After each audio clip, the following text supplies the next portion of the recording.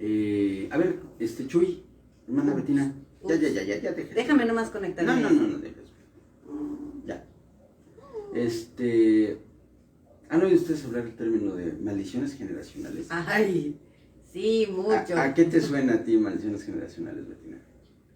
Maldiciones generacionales me suena a que en una familia... No me vayas a platicar No. lo que ya sabes, qué es lo que se oye normalmente. Entonces, ¿qué te platico? Lo que todo el mundo dice, ayúdame con eso.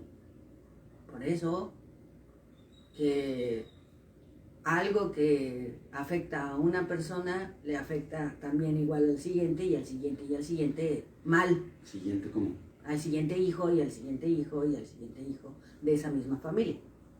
Ajá. ¿Y tú qué opinas? ¿Por lo que sea ahorita o por lo que sabía No. hace No. ¿Qué opinas tú? O sea, ¿qué opinión te merece a ti? Olvídate de, ¿qué piensas? Sinceramente tengo que decirles, si ustedes algunos me han escuchado, sí creía en eso. Bueno, sí creía. Bueno, porque se ve muy... es lamentablemente común que una afección o un problema específico se duplique en las generaciones siguientes o incluso se salta una, pero en la misma familia. Uh-huh. O sea, sí es así como que es de pensarse. Por dos. Por dos. Ahí sí muy... Esto es en sus redes sociales. Ajá. No, pues también lo mismo que, bueno, yo pensaba que se heredaban, o sea que era algo que te dejaban, por ejemplo, en este caso, tus padres, y que se lo habían dejado a sus abuelos, y que por lo tanto lo iba a heredar el hijo y el nieto, una maldición generacional. Por ejemplo, el de ser mamá soltera. Decían, no, pues si la abuelita fue mamá soltera, la hija es mamá soltera y la nieta es mamá soltera. Uh-huh. Entonces yo pensaba que era por eso. Que era una herencia, ¿no? Que era una herencia y que por default el bisnieto va a ser o iba a ser mamá soltera. Bueno, la bisnieta. La bisnieta, ¿no? Ajá. Sí, fíjese que justamente este tema de, no precisamente mamás solteras, pero sí mujeres solas, fue lo que me empezó a hacer pensar en esto hace muchos años. Una familia, yo la veía y todas las mujeres de esa familia, todas ellas, y fíjese lo que le voy a decir ahorita, todas las mujeres de esa familia eran mujeres solas, con excepción de aquellas que habían escuchado y recibido el Evangelio de Jesucristo. Algunas recibieron el Evangelio de Jesucristo ya que estaban solas, entonces pues ya demasiado tarde, ¿no? Pero me refiero a las que los hogares que no se desintegraron. Y a mí me llamaba mucho la atención, porque yo pensaba lo mismo. Decía, bueno, es que está algo que se hereda, y lo escuché en alguna ocasión en las iglesias, esto se hereda. Ahora, maldiciones generacionales, así como se oye, es un término que ni está en la Biblia, ni está en ninguna, no existe tampoco en el Talmud, es decir, la tradición judía tampoco la avala, es un concepto moderno que tiene un siglo apenas, ¿no? Más o menos de mediados del siglo XX para acá, a alguien se le ocurrió ese asunto, lo vio y dijo, ¡wow! Acabo de hacer un descubrimiento. Y fíjese que es muy interesante porque es más o menos cierto, es aproximadamente verdadero, el hecho de que una circunstancia que no es física, porque bueno, cuando hablamos de herencia genética, una enfermedad determinada, o un color de ojos, o una característica física, pues estamos hablando de genes que se heredan de manera natural.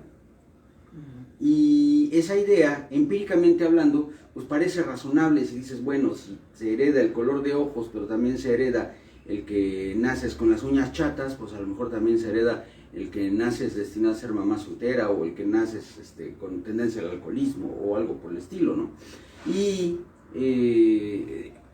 pues eso es un pensamiento que nosotros, como cualquier otro, debemos llevarlo cautivo a los pies de Cristo por medio de la palabra. Aquí es el primer punto que yo quiero tocar con usted. Yo quiero tocar un punto que yo sé que va, o que es motivo de una polémica intensa, sobre todo en los últimos 30 o 40 años de la iglesia, y es el hecho de que toda revelación divina que gira alrededor de la vida espiritual, de la vida abundante y de la salvación misma del ser humano está ya contenida en la Biblia. Amén. No hay nuevas revelaciones, no hay nuevas visiones, no hay nuevas profecías, hay remas.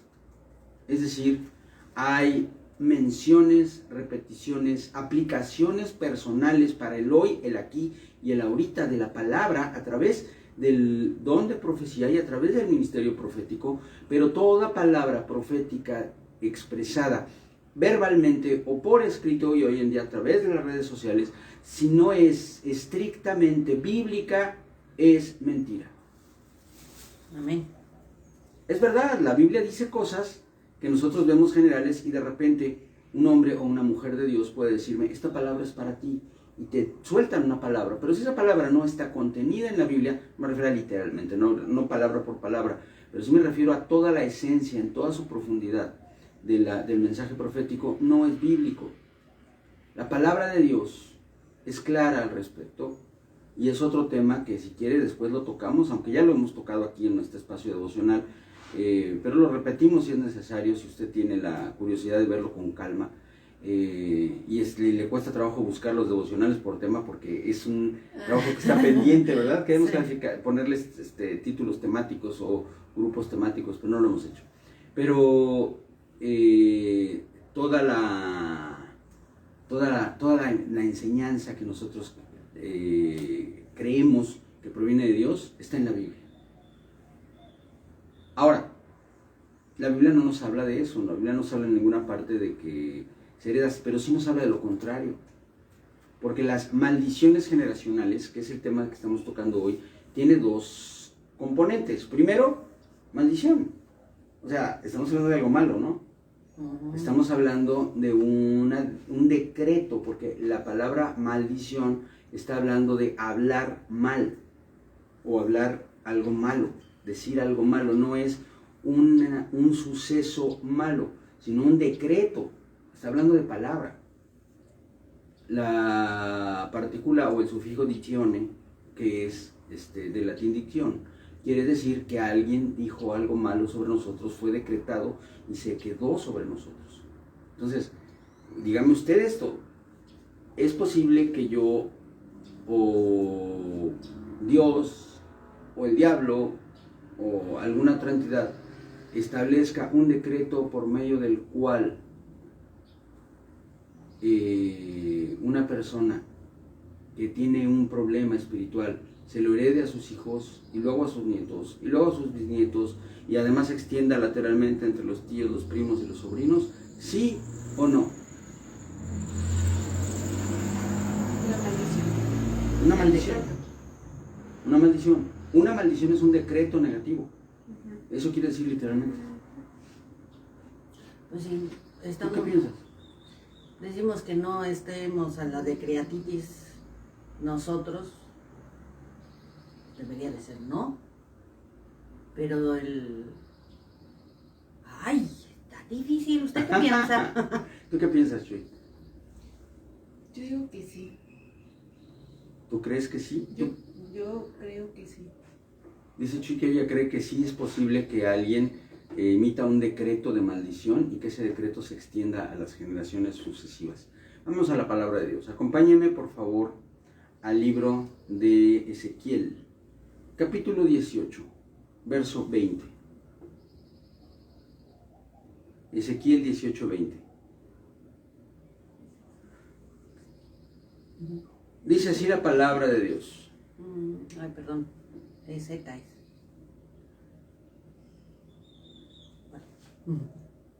Dice así la palabra. Le voy a leer el 20 y el 21. Esta declaración es una declaración de profundo poder en la vida. Dice, el alma que pecare, esa morirá.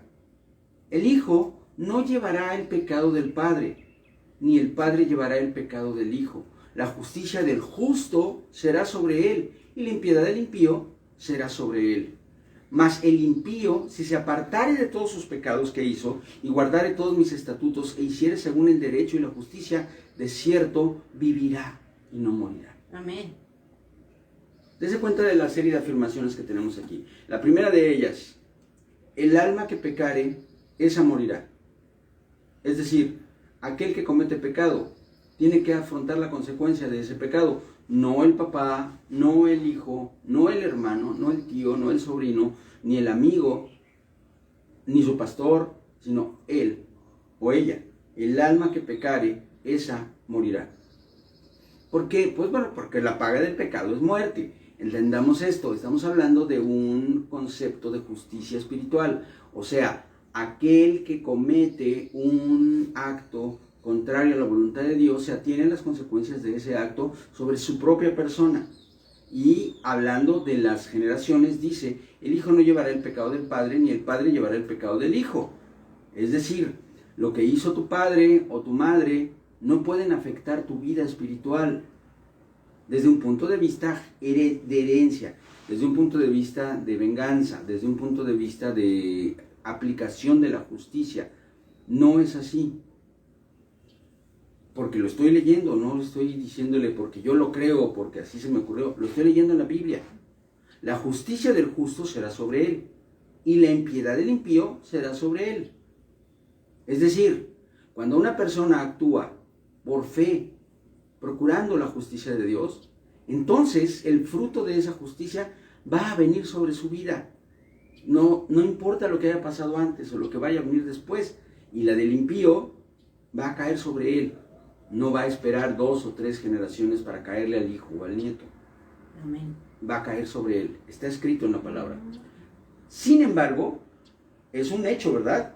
Sí, hay familias enteras o hay grupos familiares enteros que presentan los mismos problemas. Yo quiero citar al pastor Ángel Torres, al pastor Ángel Torres de la iglesia de Ciudad Azteca. El pastor lo publicó hace unos 3 años y él disparó el estudio del cual proviene esta reflexión. Así simple. Busquen la red de Ángel Torres, hace unos 2 o 3 años. No hay maldiciones generacionales. Lo que hay son malos ejemplos. Oh, sí. No hay maldiciones generacionales. Lo que hay son malos ejemplos. Y ahí le va. Analizándolo, meditándolo, orándolo y platicando también con el pastor, llegamos a esta conclusión. ¿Qué es lo que provoca que se cierna sobre la vida de una persona una situación de consecuencias de pecado, una situación mala, una situación errónea? Vamos a ver, vamos a hablar literalmente y claramente, ¿qué es lo que hace o cuáles son las circunstancias bajo las cuales una mujer se convierte en madre soltera?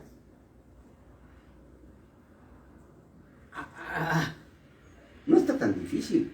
¿Qué es lo que hace que una mujer se convierta en madre soltera? Tiene un hijo fuera del matrimonio. No, eso ya la envolvió, pero ¿cuál es el origen de eso?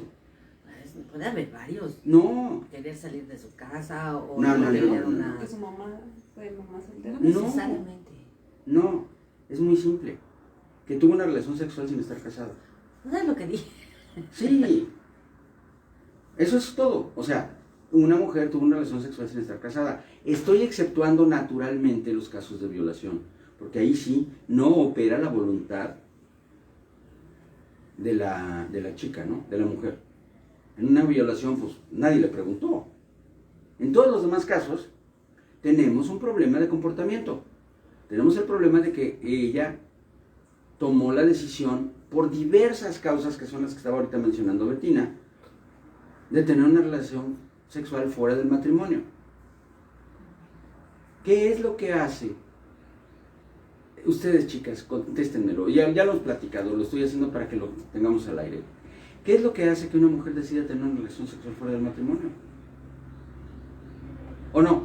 Vamos a ponerlo más fácil. ¿Qué es lo que hace que una chica decida no tener una relación sexual fuera del matrimonio? La educación. La educación. ¿Qué más? El miedo. ¿Miedo a qué? Miedo a repetir lo que ya ves, los problemas que ya ves. Yo lo dudo. Porque el hecho es contrario, exactamente el contrario.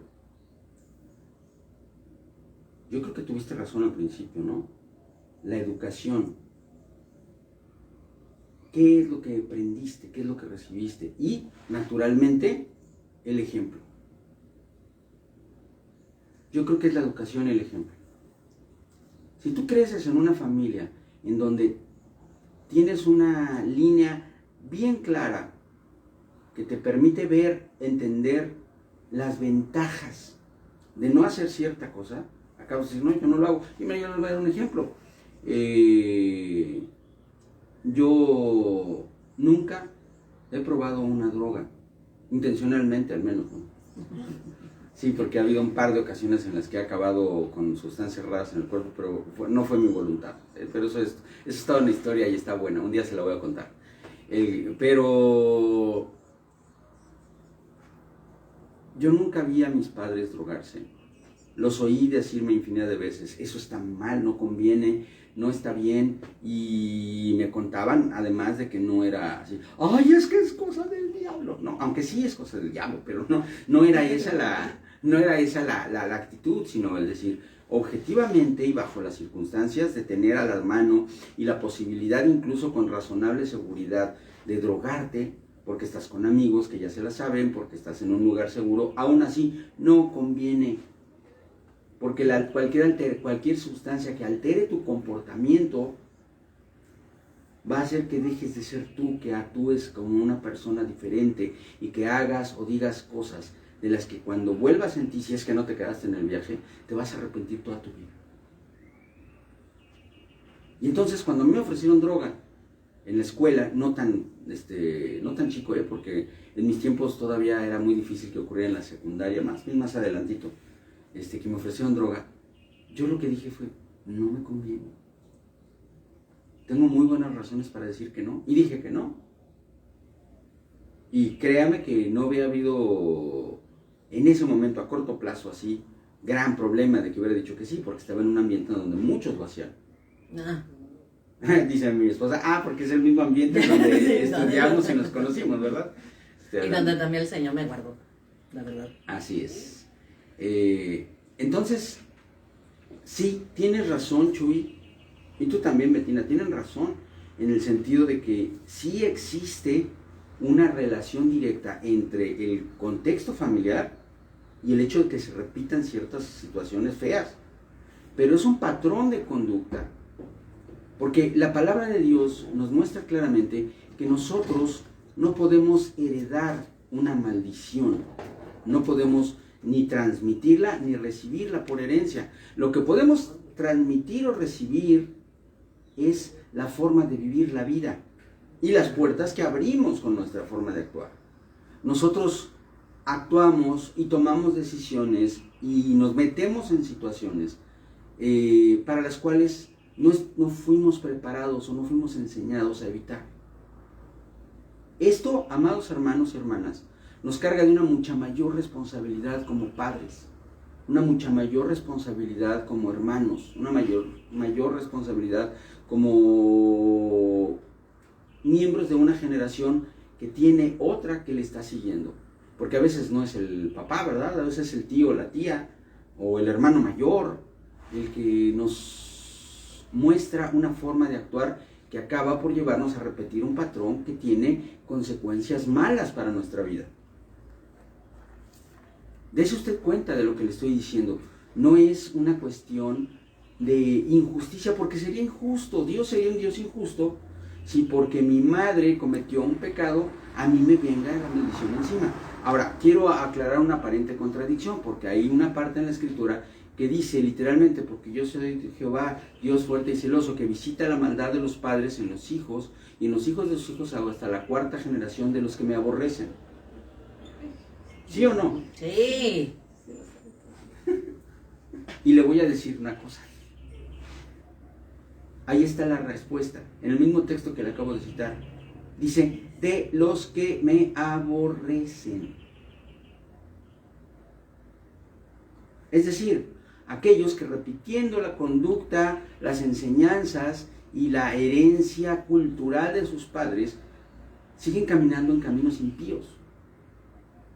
Porque si un hijo o un nieto, o un bisnieto o un tataranieto, ahí están las 4 generaciones de aquellos que tienen un tatarabuelo, bisabuelo, abuelo o padre que aborrece a Dios, también aborrece a Dios, entonces está repitiendo una conducta que va a mantener esa situación. Y a lo que se está refiriendo el Señor cuando dice eso es a que no creas que ya la libraste. Dejaste contaminado el corazón de tus hijos, y el de tus nietos, y el de tus bisnietos, y el de tus tataranietos, porque se va transfiriendo ese aborrecimiento que tú tienes a las cosas de Dios. Y probablemente las consecuencias de esa actitud tuya personal van a transferirse, o no probablemente, sino seguramente, se van a transferir porque tú sigues enseñando vidas de maldición a tus descendientes. Pero no es que, es que tú blasfemaste de mí, entonces yo voy a agarrar a tu nieto y ¡pum!, le voy a pegar, le voy a matar. No, el nieto aprendió a blasfemar.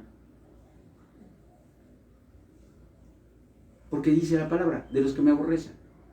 Pero si en esas generaciones el nieto recibe la palabra del Evangelio, se arrepiente de sus pecados y viene a Cristo, aquí es donde está el asunto.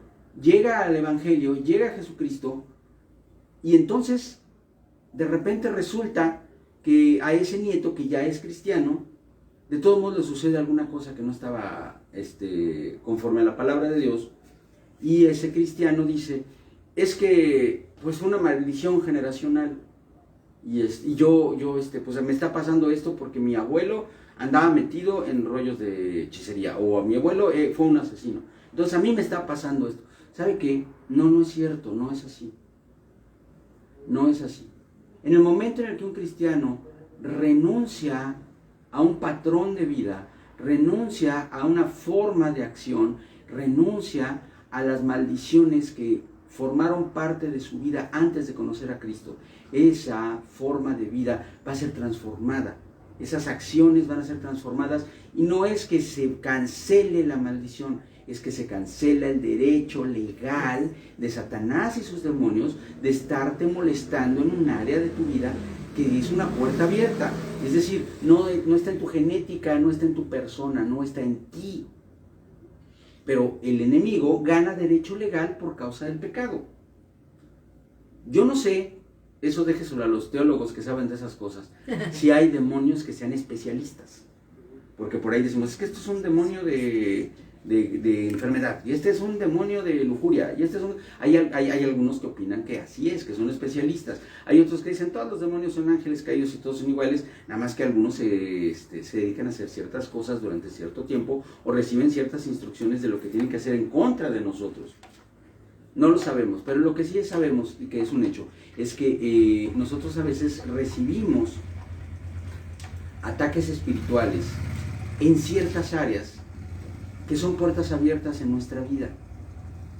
En nuestra infancia, ciertamente, como está escrito en la palabra, la influencia de nuestros padres deja puertas abiertas en nosotros. Y permanecen abiertas porque aprendemos a vivir como nuestros padres.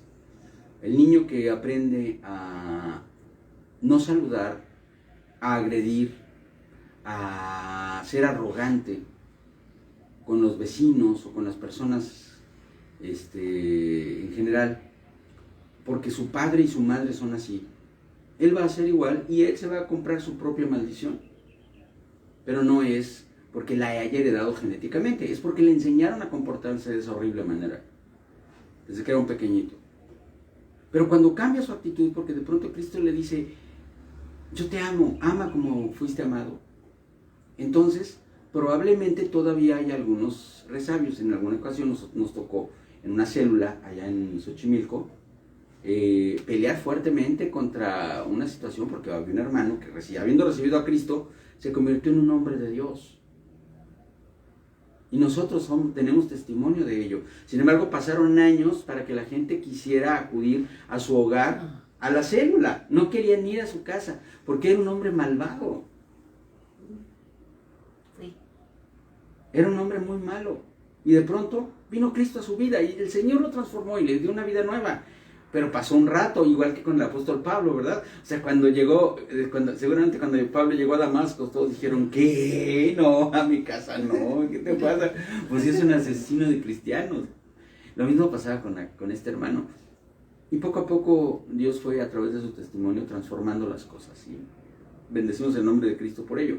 Pero fíjese lo que le estoy diciendo. Tenemos una visión. Y debemos entender esta visión de que va más allá de la vista humana. No se trata de que si... Vamos a poner un ejemplo totalmente hipotético, ¿no? Vamos a suponer que un ancestro de Chuy tenía una tendencia a una actitud negativa. No voy a poner ejemplos específicos. Pero Chuy nunca ha actuado de esa manera. No tendría por qué suceder. Sin embargo, lo más probable es que sí actúe de esa manera, porque lo aprendió de sus abuelos y de sus padres y de sus primos y de sus tíos y de toda la gente que lo rodeaba. Y por actuar de la misma forma, abrió las mismas puertas espirituales, provocó los mismos efectos humanos y también en el mundo espiritual. Y cuando nosotros decimos, es que tienes que renunciar a esa maldición, no estás renunciando a la maldición de tu papá o de tu abuelo, sino a la maldición que tú solito pusiste sobre tu vida, al decreto que tú estableciste, un decreto de muerte, un acta de decretos de muerte que se pusieron sobre tu vida por causa del pecado. Pero la palabra de Dios dice que el acta de decreto que te condenaba a muerte fue anulada por la sangre de Cristo. Amén. Pero no te puede condenar a muerte el pecado de tu padre, porque está escrito en Ezequiel. El hijo no va a pagar el pecado del padre, ni el padre el pecado del hijo. El alma que pecare, esta morirá. ¿Qué pasó? Perdón, ¿qué hay de aquellas afirmaciones que decimos que los padres, como la autoridad de la familia, meten la bendición o la maldición a su familia? Ahí estamos hablando de algo que tiene que ver más que nada con el contexto familiar, con las puertas abiertas a la familia como un núcleo, como una unidad, no a la persona individual. Un hijo cristiano, nacido de nuevo, de una familia en la cual el padre lleva a la casa una maldición de pobreza, porque es una persona que no tiene temor de Dios y que está a merced del diablo en cuanto a su economía, probablemente en su casa durante su vida como hijo vaya a tener que seguir enfrentando esa situación de pobreza. Porque pertenece a un núcleo en el cual la cabeza, que es el varón, sigue metiendo una maldición no personal, sino familiar, de pobreza a su casa. Porque el diablo sigue atacando su vida. El diablo sigue lastimando la economía. Sin embargo, ese cristiano en particular, ese chico cristiano en particular, le va a ocurrir que en medio de esa pobreza, él, solito, individualmente, va a ver los milagros de Dios en que van a ser suplidas sus necesidades. Lamentablemente, tal vez si sus hermanos no son cristianos, no van a poder ver esa bendición. Pero él sí, porque es una promesa de Dios para sus hijos. Lo sabemos. El sol sale para todos, para ricos y pobres. Todos tenemos una oportunidad, aunque no seamos cristianos. Pero la sombra que cubre el sol, la sombra que te protege, solamente está sobre los hijos. La mesa de las bendiciones solamente está servida para los hijos, para los que se sientan a la mesa del Padre Celestial. Y ese chico, en medio de una familia que tiene maldiciones que son probablemente fortalecidas o conservadas por el Padre, que es la cabeza, ve el milagro de Dios y ve suplida su necesidad personal. Gloria a Dios. Entonces, no es que las actitudes del Padre hagan que yo esté maldito, aunque mi papá esté maldito. Sí suena bien fea la palabra, pero tomémosla etimológicamente. Aunque mi papá tenga una maldición que persiste por causa de su pecado, yo no voy a heredar esa maldición. Yo voy a aprender a actuar igual que mi padre y me voy a comprar mi propia maldición. Pero si yo vengo al conocimiento de Cristo y cambio mi vida y Dios me transforma y Dios me limpia, entonces esa maldición va a apartarse de mi vida personal, porque dice la palabra que el justo va a recibir la retribución de su justicia. Y si yo he sido justificado por la sangre de Cristo, entonces yo voy a recibir la retribución por la justicia de Cristo, no por la mía, sino por la de Cristo, porque Cristo ahora ya está recibiendo, o ya recibió, o ha recibido en la cruz la retribución por causa de mi pecado. Y ya no lo pago yo, porque ya lo pagó Él. Amén. Así que, repito, para cerrar este tema, yo sé que es un tiempo muy reducido, espero que tengamos oportunidad de extendernos. Si es necesario, nos extendemos el siguiente devocional para dar una explicación más detallada. Pero repito lo que dijo el pastor Ángel Torres, que cambió mi perspectiva y me ayudó a entender esto. No existen las maldiciones generacionales, lo que existen son los malos ejemplos. Piensa en ello, medita.